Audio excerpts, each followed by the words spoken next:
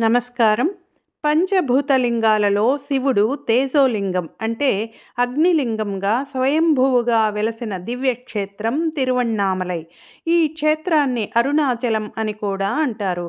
కాశీ క్షేత్రం కంటే కూడా ఎంతో పవిత్రమైన మరియు మహిమాన్వితమైన ఈ శైవ క్షేత్రం గురించి ఎంత చెప్పినా తక్కువే. బ్రహ్మ విష్ణుమూర్తులు కూడా ఈ అరుణాచల అగ్నిలింగం యొక్క ఆది అంత్యం తెలుసుకోలేక ఆధిపత్య పోరులో ఓడిపోయి దేవదేవుడైన పరమేశ్వరుని మహిమను వేణోళ్ళ కొనియాడారు. అటువంటి పౌరాణిక ఘట్టానికి సాక్షిగా సాక్షాత్తు శివుడే అగ్నిలింగంగా అరుణగిరి రూపంలో వెలసిన అరుణాచలేశ్వరుని గురించి ఈ వీడియోలో మనం తెలుసుకుందాం రండి. మేము అరుణాచలం క్షేత్ర సందర్శనకు వెళ్ళడం ఇది రెండవసారి అండి. దాదాపు 15 ఏళ్ల క్రితం మొదటిసారి అరుణాచలేశ్వరుని దివ్య దర్శనం చేసుకున్నాము. మొదటిసారి దర్శనంలో శ్రీ రమణ మహర్షి వారి గురించి కూడా ఒక అపురూపమైనటువంటి సంఘటన ఈ క్షేత్రంలో మాకు అనుభవానికి వచ్చింది. మరి ఆ మహిమాన్వితమైన అనుభవం ద్వారా రమణ మహర్షి ఇప్పటికీ కూడా సశరీరులుగా దర్శనమిస్తారని నేను అనుభవపూర్వకంగా తెలుసుకున్నానండి. ఆ అద్భుతం సాక్ష్యాలతో సహా మీకు ఈ వీడియోలో తప్పకుండా ముందు ముందు చూపిస్తాను. వీడియో స్కిప్ చేయకుండా చూసి సత్కర్మ ఫలం మీరు కూడా పొందండి. ఇక ఇప్పుడు మళ్ళీ రెండవసారి అరుణాచలం క్షేత్రానికి బయలుదేరామండి. మరెందుకు ఆలస్యం, మాతో పాటుగా మీరు కూడా తిరువణ్ణామలై యాత్ర చేసేయండి. మేము తిరుపతి నుంచి ఉదయం 6:30 గంటలకు ఇందిరా బస్సులో బయలుదేరామండి. ఒక్కొక్క టికెట్టు ₹460. ఉదయం 6:30 తిరుపతిలో బయలుదేరిన బస్సు దాదాపుగా 8 గంటలవుతుండగా పూతలపట్టు సమీపంలోని ఓ హోటల్ వద్ద అల్పాహారం కోసం 10 నిమిషాలు ఆగిందండి.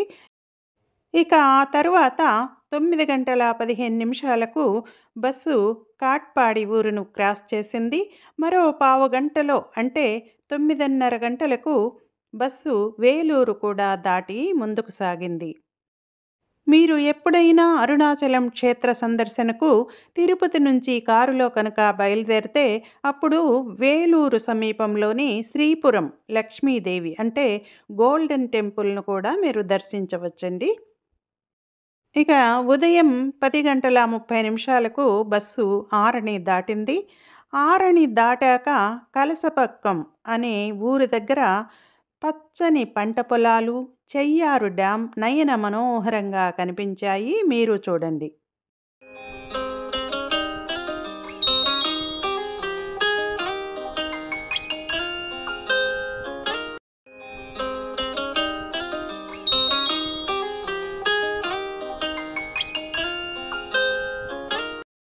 ఇక ఇక్కడి నుంచి రహదారికి ఇరువైపులా పచ్చని పంట పొలాలు, అరటి తోటలు కనువిందుగా మనకు కనిపిస్తాయి. ఇదిగో అరుణాచల క్షేత్రంలో మనం అడుగు పెట్టామండి. ఇప్పుడు సమయం ఉదయం 11:10 అయింది. ఇక్కడ ట్రావెలర్స్ బస్ స్టాండ్ దగ్గర మనం ఎంటర్ అయ్యాము. ఇక్కడి నుంచి ఇంకో 2 కిలోమీటర్లు ముందుకు వెళ్తే సెంట్రల్ బస్ స్టాండ్ ఉందండి. ఇదిగో ఇదే సెంట్రల్ బస్ స్టాండు. ఇక్కడే మేము బస్సు దిగాము. ఆహా! అదిగో అల్లంత దూరాన కనిపిస్తున్నదే అదే అరుణాచల అరుణగిరి. రండి ఆటోలో వెళ్తూ ఈ క్షేత్ర విశిష్టత గురించి మరిన్ని విషయాలు తెలుసుకుందాం. అరుణ అచలం అంటే ఎర్రని కొండ అని అర్థము. అంతేకాకుండా అరుణ అంటే పాపములను పరిహరించునది అని కూడా అర్థం వస్తుంది. ఈ క్షేత్రాన్ని తమిళంలో తిరువణ్ణామలై అని అంటారు. తిరు అంటే శ్రీ అని, అన్నామలై అంటే పెద్ద కొండ అని అర్థం. పంచభూతలింగ క్షేత్రాలలో ఒకటైన అగ్నిలింగముగా భక్తుల నీరాజనాలందుకుంటున్నాడు ఇక్కడి అరుణాచలేశ్వరుడు. ఆధిపత్య పోరుతో సతమతమవుతున్న బ్రహ్మ విష్ణులకు కనువిప్పు కలిగించేందుకు సాక్షాత్తు ఆ పరమేశ్వరుడే ఇక్కడ అగ్నిస్తంభముగా వెలసాడని పురాణ కథనం. ఈ మహిమాన్విత అరుణాచల పుణ్యక్షేత్రంలో అడుగుపెట్టాలంటే జన్మ జన్మల పుణ్యఫలంగా ఆ శివానుగ్రహం ఉంటే తప్ప ఈ క్షేత్ర ప్రవేశం అంత సులువు కాదని అంటారు. ఎందుచేతనంటే అరుణాచల క్షేత్రం యొక్క విశిష్టత అంత గొప్పది. తిరువారూరులో జన్మించడం, కాశీలో మరణించడం, చిదంబరం క్షేత్రాన్ని దర్శించడం వల్ల కలిగే మోక్షం, అరుణాచలం అనే పేరు స్మరిస్తేనే అంతటి మోక్షం సిద్ధిస్తుందని వేద పురాణాలు కొనియాడుతున్నాయి. అటువంటి ఈ క్షేత్రంలో అడుగుపెట్టి అరుణగిరిని దర్శించగానే శరీరం రోమాంచితమైంది. ఓం నమః శివాయ. మాటల్లోనే మనం నార్త్ గోపురం స్ట్రీట్‌కు వచ్చేసామండి. దీనినే అమ్మని అమ్మన్ గోపురం స్ట్రీట్ అని కూడా అంటారు. మేము ఈ స్ట్రీట్‌లోనే బస చేశాము. ఇక్కడి నుండి టెంపుల్ వ్యూ మరియు నార్త్ గోపురం వ్యూ చాలా దగ్గరగా బాగా కనిపిస్తుంది. మీరు చూడండి.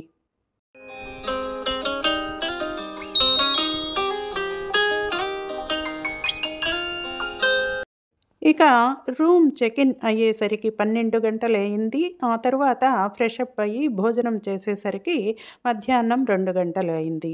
మరి అమ్మని అమ్మన్ గోపురం స్ట్రీట్లో రామకృష్ణ శాకాహార భోజనశాలలో మేము భోజనం చేశామండి. ఇక్కడ శుచి, శుభ్రతతో పాటు భోజనం కూడా చాలా బాగుంది. ఇక్కడ రకరకాల సాంబ్రాణి రాళ్ళు అమ్మడం మనం గమనించవచ్చు. రండి, ఇప్పుడు మనం ప్రధాన ఆలయ దర్శనానికి వెళ్దాం. ఇక అక్కడి నుండి ఆటోలో అరుణాచలేశ్వర స్వామి వారి ఆలయ దర్శనానికి తూర్పు గోపురమైన రాజగోపురం వద్దకు మేము చేరుకున్నాము. ఈ రాజగోపురం 11 అంతస్తులతో 217 అడుగుల ఎత్తుతో ఉన్న అతి పెద్ద రాజగోపురం అండి. ఆకాశాన్ని అంటుతున్నట్లు కనిపించే ఈ గోపురం భారతదేశంలోని అతి పెద్ద ఆలయ గోపురాలలో ఒకటిగా మనం అభివర్ణించవచ్చునండి. అరుణాచలం క్షేత్ర దర్శనానికి వచ్చిన భక్తులు ముందుగా ఈ రాజగోపురం ఎదురుగా దీపారాధన చేసి కర్పూరం వెలిగించి ఆ తరువాత గిరి ప్రదక్షిణకు కానీ లేదా ఆలయ దర్శనానికి కానీ వెళ్తారు. దీపం వెలిగించడానికి నేతి వత్తుల ప్రమిదలు ఇక్కడే మనం కొనుక్కోవచ్చు. రూ. 50, రూ. 100 ఖరీదుతో మనకు లభిస్తాయండి. కట్టవత్తులు కాకుండా మామూలు జంట వత్తుల ప్రమిదలు కూడా ఇక్కడ మనకు అందుబాటులో ఉంటాయి. మేము ఇక్కడ దీపారాధన చేసి జ్యోతి సమర్పణ చేసిన తర్వాత ముందుగా ఆలయ దర్శనానికి వెళ్ళామండి. ఎందుకంటే అప్పుడు మధ్యాహ్నం 2 గంటల సమయం కాబట్టి గిరి ప్రదక్షిణ మార్గంలో ఉన్న అష్టలింగాల ఆలయాలు మూసి ఉంటాయని, తిరిగి సాయంకాలం 4 గంటలకు అష్టలింగాల ఆలయాలు తెరవబడతాయని స్థానికులు చెప్పారు. అందువల్ల మేము ముందుగా అరుణాచలేశ్వర తేజోలింగ దర్శనానికే వెళ్ళామండి. మాతో పాటి మీరు కూడా రండి, ఆలయ సందర్శన చేద్దాం. తూర్పు రాజగోపురం ద్వారా లోపలికి ప్రవేశించగానే 25 ఎకరాలలో నిర్మింపబడిన విశాలమైన ఆలయ ప్రాంగణం మనకు కనిపిస్తుంది. ఈ ప్రాంగణంలోనికి అడుగుపెట్టగానే కుడివైపున రూ. 50 దర్శన టికెట్ క్యూ కనిపిస్తుంది చూడండి. దాని ప్రక్కనే 1000 స్తంభాల మంటపం కనిపిస్తుంది. ఇది చాలా విశాలమైన పెద్ద మంటపం. దీనిని శ్రీకృష్ణదేవరాయలు నిర్మించారని చారిత్రక కథనం. అప్పట్లో తుఫాన్లు, వరదలు లాంటి ప్రకృతి వైపరీత్యాలు సంభవించినప్పుడు ప్రజలు ఇక్కడ తలదాచుకొని రక్షణ పొందేవారని అంటారు. ఆలయ ఆవరణలోకి అడుగుపెట్టాక మనకు కుడివైపున 1000 స్తంభాల మంటపం ఉండగా, మనకు ఎడమ వైపున చూసినట్లయితే స్తంభోద్భవ సుబ్రహ్మణ్య స్వామి వారి ఉపాలయం, మరికొంచెం ముందుకు వెళ్ళగానే వినాయకుని గుడి, ఆ ప్రక్కనే శివగంగ తీర్థమని పిలువబడే పెద్ద కోనేరు కనిపిస్తుంది. ఈ తీర్థంలోనికి ప్రవేశం లేదు. చుట్టూ ఫెన్సింగ్ ఉండడం మనం గమనించవచ్చు.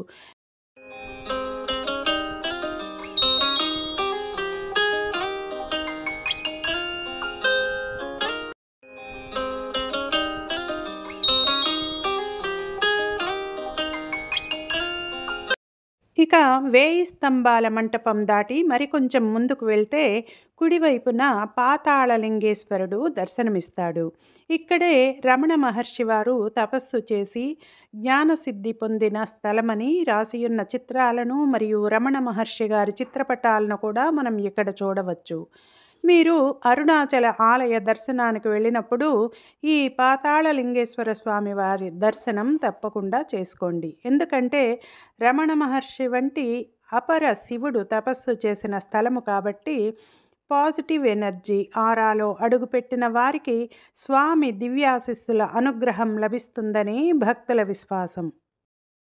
వినాయకుని మరియు స్తంభోద్భవ సుబ్రహ్మణ్య స్వామి వారిని దర్శించుకొని మరికొంచెం ముందుకు వెళ్తే బళ్ళాల మహారాజు ప్రతిష్ఠించిన పెద్ద నంది విగ్రహం మనకు కనిపిస్తుంది. ఈ నంది విగ్రహం దాటి కొంచెం ఎడమ వైపుగా మనం వెళ్ళినట్లయితే శ్రీ సుందరేశ్వర స్వామి వారి సన్నిధి మనకు దర్శనమిస్తుంది. ఇక్కడ కొందరు భక్తులు ధ్యానం చేసుకోవడం మనకు కనిపిస్తుంది. ఆ తరువాత పెద్ద నందీశ్వరుని దాటి మనం కొంచెం ముందుకు వెళ్ళగానే బళ్ళాల గోపురం మనం చేరుకుంటాము. ఈ గోపురం బళ్ళాల మహారాజు కట్టించడం వలన దీనికి బళ్ళాల గోపురం అని పేరు వచ్చిందని అంటారు. బళ్ళాల గోపురం దాటుకొని ముందుకు వెళ్తే పురవి మంటపం చేరుకుంటాము. దీనికి ఎడమ వైపున కాలభైరవ స్వామి వారి సన్నిధి మనకు దర్శనమిస్తుంది. ఈ ఆలయ మంటపాన్ని ఆనుకొని బ్రహ్మతీర్థం అనే పేరు గల మరో కోనేరు ఇక్కడ మనకు కనిపిస్తుంది. ఈ కోనేరు లోపలికి కూడా మనకు ప్రవేశం లేదు.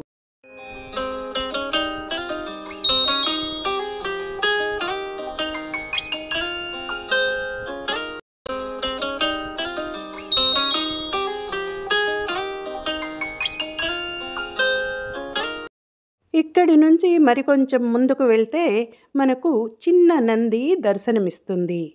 దీనికి ఎదురుగా ఒక గోపురం మనకు కనిపిస్తుంది. ఈ గోపురాన్నే కిలి గోపురం అని అంటారు. ఈ గోపురానికి ఒక ప్రత్యేకత ఉంది. ఈ గోపురానికి కిలి గోపురం అనే పేరు రావడానికి వెనుక ఒక కథ ప్రచారంలో ఉంది. అదేమిటంటే పూర్వం అరుణగిరినాథర్ అనే వ్యక్తి జీవితం మీద విరక్తి చెంది బళ్ళాల గోపురంపై నుంచి దూకి ఆత్మహత్య చేసుకోబోయాడట. అప్పుడు సుబ్రహ్మణ్య స్వామి క్రింద పడబోతున్న అరుణగిరినాథర్ను పట్టుకొని రక్షించాడట. ఆ విధంగా సుబ్రహ్మణ్య స్వామి వారి దివ్య స్పర్శ దర్శన అనుగ్రహంతో అరుణగిరినాథర్ గొప్ప కవిగా మారాడట. ఆ తరువాత ప్రౌఢదేవరాయల ఆస్థాన కవిగా ఉంటూ ప్రతిరోజు వివిధ రకాల పుష్పాలతో సుబ్రహ్మణ్య స్వామిని పూజించేవాడట. ఒకరోజు సుబ్రహ్మణ్య స్వామి వారిని పారిజాత పుష్పాలతో పూజించదలచిన అరుణగిరినాథర్ చిలుక రూపంలోకి పరకాయ ప్రవేశం చేసి స్వర్గానికి వెళ్ళాడట. ఇది గమనించిన సంబంధన్ అనే పూర్వ ఆస్థాన కవి అరుణగిరినాథర్ మీద ఉన్న ఈర్ష్యతో అతని శరీరాన్ని భస్మం చేశాడట. చిలుక రూపంలో స్వర్గం నుంచి పారిజాత పుష్పాలు తీసుకొని తిరిగి వచ్చిన అరుణగిరినాథర్ తన శరీరం లేకపోవటం వలన గోపురం చుట్టూ తిరుగుతూ సుబ్రహ్మణ్య స్వామి వారిని స్మరిస్తూ పాటలు పాడుతూ ఇప్పటికీ ఇక్కడే చిలుక రూపంలో సంచరిస్తున్నాడని అంటారు. అందుకే దీనిని కిలి గోపురం అని అంటారు. అందువల్ల ఈ గోపురం వద్ద చిలుక కనిపిస్తే తప్పకుండా సుబ్రహ్మణ్య స్వామి వారి అనుగ్రహం లభిస్తుందని భక్తుల విశ్వాసం. ఈ కిలిగోపురం ద్వారం నుండి ముందుకు వెళ్తుంటే మనకు కుడివైపున గోపురం లోపలి గోడ మీద నాట్య భంగిమలో ఉన్న మోహిని ప్రతిమ కనిపిస్తుంది. మోహినికి ఒక నమస్కారం చేస్తూ మనలోని అరిషడ్వర్గాలను తొలగించమని ప్రార్థించి ముందుకు నడవాలి. ఆ తరువాత అరుణాచలేశుని దర్శనం అయ్యి తిరిగి ఈ గోపురం నుండి బయటికి వెళ్ళేటప్పుడు ఈ మోహిని ప్రతిమను చూడకుండా వెళ్ళిపోవాలని అంటారు. బహుశా మోహ పాశాలకు అతీతమైన మానసిక స్థితికి చేరుకొమ్మని, స్థితప్రజ్ఞత కలిగి ఉండమని దీని అంతరార్థముగా మనకు బోధపడుతుంది. ఆ సర్వేసుని నిత్య నామస్మరణమే భవసాగరాన్ని దాటించే పంచాక్షరీ మంత్రనావ. కాబట్టి అందరం త్రికరణ శుద్ధితో ఓం నమఃశివాయ అనే శివనామస్మరణ చేస్తూ ముందుకు సాగుదాం రండి. ఇక ఇక్కడ 50 రూపాయల టికెట్ కౌంటర్ మనకు కనిపిస్తుంది. టికెట్ తీసుకొని క్యూలో ముందుకు నడిస్తే మనకు కుడివైపున దీపదర్శన మంటపం కనిపిస్తుంది. ఎడమ వైపున ప్రధాన ఆలయానికి వెళ్ళే క్యూ లైన్లో మనం ముందుకు వెళ్ళాలి. ఇలా ముందుకు వెళితే విశాలమైన ప్రాంగణం, మనకు కుడివైపున ధ్వజస్తంభం, ధ్వజస్తంభానికి ఎదురుగా ప్రధాన ఆలయం, ఆలయానికి వెనుక భాగంలో కనిపించే అరుణగిరి నయనానందంగా ఉంటుంది. మరి ధ్వజస్తంభానికి కాస్త ఎడమ వైపున వినాయకుడు మనకు దర్శనమిస్తాడు. ఇక ఇక్కడి నుండి లోపలికి కెమెరా అనుమతి లేదండి. మీరు స్వయంగా స్వామిని దర్శించుకునేందుకు ఇక్కడ ప్రవేశించినప్పుడు జ్ఞానాగ్ని యొక్క ఉష్ణతాపమును గమనించవచ్చు. తేజోలింగాన్ని సమీపించే కొలది ఉష్ణతాపం ఎక్కువ అవడం గమనించవచ్చు. మన జన్మ జన్మల పాపజాలం అగ్నిలో పడిన దూది వలె భస్మమైపోయి పుణ్యఫలంగా స్వామివారి ప్రసాదమైన విభూతి రూపంలో స్వామి మనను అనుగ్రహిస్తాడు. ఇక్కడ స్వామి సన్నిధిలో ఇచ్చే విభూతిని వ్యర్థము చేయకుండా పేపర్‌లో కానీ, కవర్‌లో కానీ భద్రపరుచుకొని ఆ తరువాత మీరు ధరిస్తే ఎంతో మంచిది. అంతేకాకుండా ఈ విభూతి ఎంతో మహిమాన్వితమైనది. స్వామివారి దర్శనం తర్వాత జ్ఞానాగ్ని పరిధి దాటి స్వామివారి దేవేరి అయిన అపీత కుచలాంబ అమ్మవారి దర్శనానికి ఆవరణలో అడుగు పెట్టగానే చల్లని మలయమారుతంలా అమ్మవారి ఆశీస్సులు శీతల పవనాలై మనను తాకుతాయి. అగ్నిలింగం యొక్క దర్శనం చేత ఉష్ణతాపంతో ఉక్కిరిబిక్కిరైన భక్తులు ఇక్కడ సేదతీరి అమ్మవారికి నమోవాకాలు అర్పిస్తారు. ఇక ప్రధాన ఆలయ దర్శనం తర్వాత కొద్దిగా ముందుకు వెళ్తే పిడారి అమ్మన్ ఆలయం మనకు దర్శనమిస్తుంది. అరుణాచల పట్టణానికి నగరపాలిక అయిన ఈ అమ్మవారిని దర్శించుకున్న తర్వాత పిడారి అమ్మన్ ఆలయానికి ఎదురుగా ఉన్న జంట వృక్షాల వైపుగా వెళ్తే అక్కడ భక్తులు పెద్ద సంఖ్యలో గుమికూడి తలలు పైకెత్తి చెట్ల వైపుకు చూస్తుండడం మనం గమనించవచ్చు. ఇక్కడ విశేషం ఏమిటంటే ఇక్కడ ఉన్న ఈ బిల్వ వృక్షము, అశ్వత్థ జంట వృక్షాలపై కొంతమంది సిద్ధులు కొన్ని జీవుల రూపంలో నివసిస్తున్నారని భక్తుల నమ్మకం. చాలా నిశితంగా పరిశీలిస్తే ఈ వృక్షాల కాండాలు, కొమ్మల యొక్క రంగులో కలిసిపోయిన కొన్ని జీవులు మనకు కనిపిస్తాయి. ఆ జీవులే సిద్ధులు అని భక్తుల విశ్వాసం. ఇక్కడ మనకు ఈ సర్కిల్స్‌లో కొన్ని జీవులు కనిపిస్తున్నాయి. మీరు కూడా దర్శించవచ్చు. ఇలా మన భౌతిక నేత్రానికి ఏదో ఒక జీవి రూపంలో సిద్ధుల దర్శనం లభించడం విశేషమైన అదృష్టంగా భక్తులు భావిస్తారు. ఇక ఇక్కడ ప్రసాదం కౌంటర్లలో లడ్డు మరియు అతిరసములు అంటే అరిసెలు, ఇంకా పులిహార మనం కొనుక్కోవచ్చు.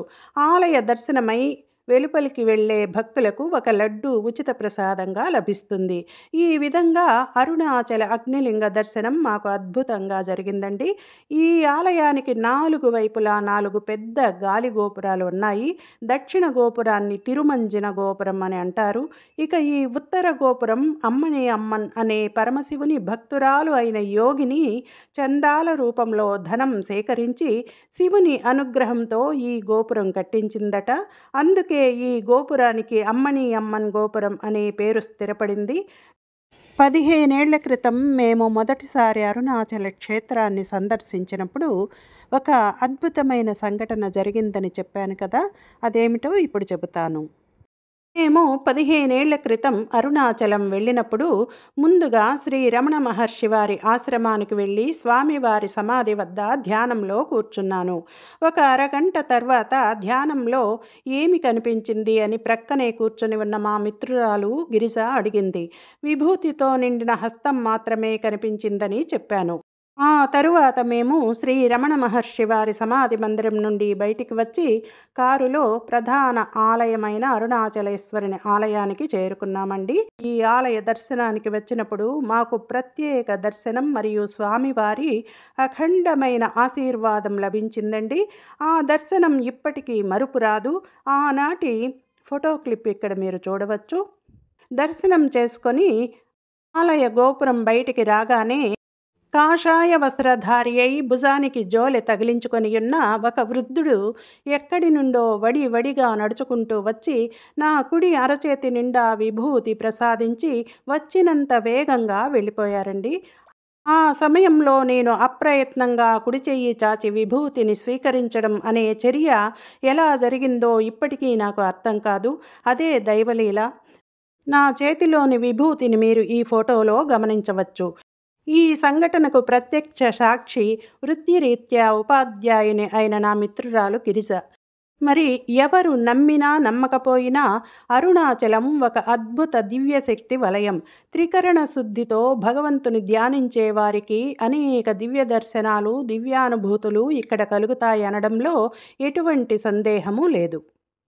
అరుణాచలగిరి ప్రదక్షిణ, సిద్ధులు యోగుల దర్శనం, రమణ మహర్షి వారి ఆశ్రమంలో ఈసారి నాకు కలిగిన అనుభవాలు మరొక వీడియోలో చెబుతానండి, వీక్షించండి.